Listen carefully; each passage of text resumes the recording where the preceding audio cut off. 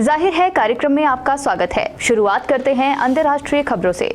New York में शुक्रवार को भारी बारिश से बाढ़ जैसे हालात पैदा हो गए हैं। शुक्रवार को हुई बारिश बीते एक दशक में हुई एक दिन में सबसे ज्यादा बारिश है। शहर के कई सबवे और रेल लाइंस पर पानी भर गया है। आम जनजीवन बुरी तरह से प्रभावित हुआ है। रूस के राष्ट्रपति व्लादिमीर पुतिन ने शनिवार को कहा कि रूस द्वारा कब्जाए गए यूक्रेनी इलाकों के लोग रूस के साथ मिलना चाहते हैं। हालिया स्थानीय चुनाव से ये साफ हो गया है। पुतिन ने बीते साल इन इलाकों में हुए जनमत का भी हवाला दिया। हालांकि उन जनमत को पश्चिमी देशों ने अवैध करार दिया था।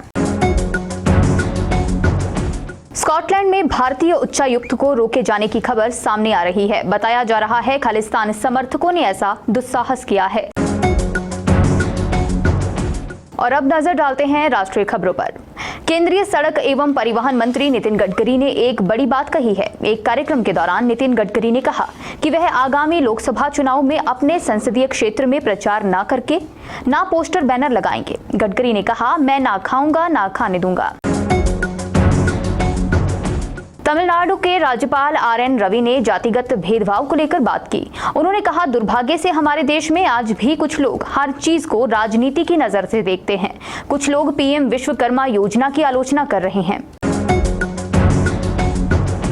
कनाडा मामले में कनाडा से जारी कूटनीतिक तनातनी के बीच भारत ने पश्चिमी देशों को लेकर कड़ा संदेश दिया है। संदेश ये है कि भारत अपनी संप्रभुता के मुद्दे पर रत्ती भर भी समझौता नहीं करेगा। और अब बात करते हैं प्रदेश की प्रमुख खबरों की। पच्छाद उपमंडल में गैस सिलेंडर में लीकेज से रसोई घर में आग लग गई। इस दर्दनाक हादसे में 4 वर्षीय मासूम की मौत हो गई है।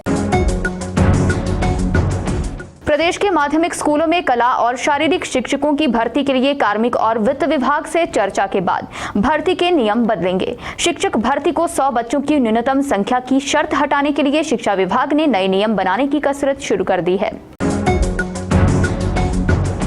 प्रदेश सरकार ने शहरी निकायों पर वित्तीय शिकंजा कस दिया है। 5 नगर निगमों, 29 नगर परिषदों और 26 नगर पंचायतों से सरकार ने 76 करोड़ रुपए की राशि वापस जमा करवाने को कहा है।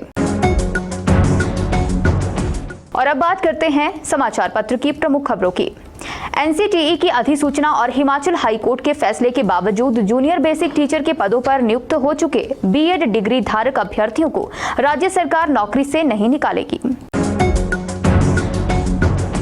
संसद के विशेष सत्र में लोकसभा और राज्यसभा से पारित करवाया गया ऐतिहासिक महिला आरक्षण बिल अब कानून बन गया है। केंद्र सरकार ने अक्टूबर-दिसंबर 2023 तिमाही के लिए ब्याज दरों का ऐलान कर दिया है। इसके अलावा संपादकीय पृष्ठ पर भी जरूर नजर डालें। कार्यक्रम के अंत में बात करते हैं रोचक विषय की। दुनिया में कई रहस्यमयी जगहें हैं जिनके बारे में बेहद कम लोगों को पता होता है।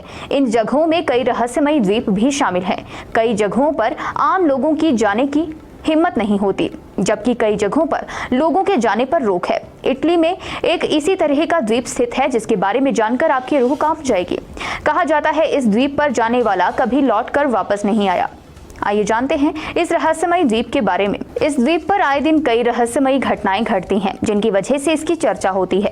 रहस्यमयी द्वीप इटली के वेनिस शहर और लिडो के बीच वेनेशियन खाड़ी में स्थित है। यहाँ पर जाने के लिए विशेष इजाजत की जरूरत होती है।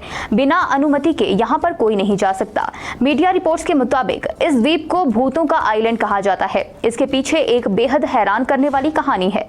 रिपोर्ट के मुताबिक इस द्वीप पर कुल 1,60,000 शवों की राख है।